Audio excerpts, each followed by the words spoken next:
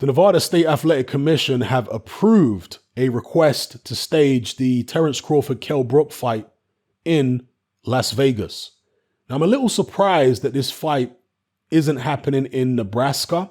And the reason I say that is not just because Crawford is from Nebraska, but also because for the entirety of this year so far as I'm aware, Nebraska has had very relaxed or limited restrictions compared to the rest of the country. And you guys can look this up for yourselves. They've been very relaxed and nowhere near as harsh on the restrictions as most other states. So it would have seemed like a more obvious thing to do to have Crawford Brook in Omaha. But for whatever reason, they've decided to take it to Las Vegas. The Nevada State Athletic Commission have approved the fight. And most of us agree that it's a decent fight for Terence Crawford. He is definitely a strong favorite going in, but Kell Brook is a former world champion. He has been in there with the likes of Sean Porter. That's his best win. Was beating Errol Spence really until Spence wore him down and got the stoppage late. And of course, he was stopped by Gennady Golovkin. So those are his most prominent fights. He lost 2 of those, won 1 of them. So he still has pedigree, Kell Brook, and he's a big guy at 147. I mean, this might be the physically strongest and hardest hitting welterweight that Terence Crawford will have been in with so far as a pro. So yeah, should be interesting. However, I watched an interview with Dominic Ingle recently, and he said that Kell Brook is doing his own thing for this fight in terms of training. That's a little concerning from the Kell Brook perspective.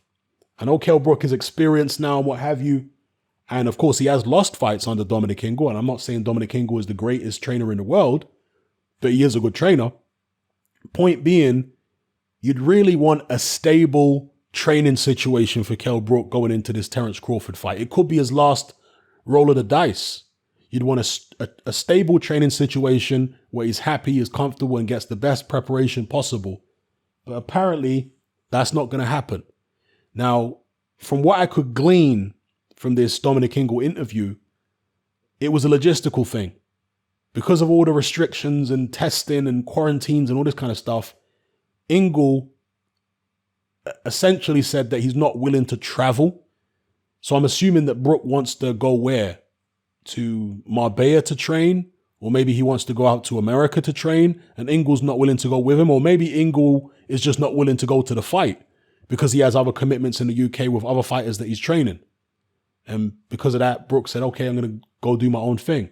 I don't know. Whatever the case may be, it just doesn't look good for Kell Brook. And with any fight, I want to see the 2 guys at their absolute best. Ideally. Because then you're going to get the best chance of a good fight and great entertainment.